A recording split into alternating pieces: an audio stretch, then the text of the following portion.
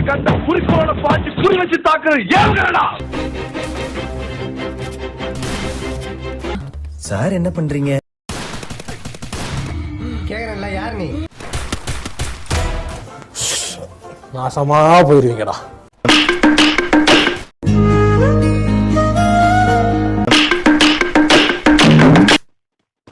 நான் மட்டும் உன்னை விட்டுருவோமா? இல்ல, எனக்கு புரியல.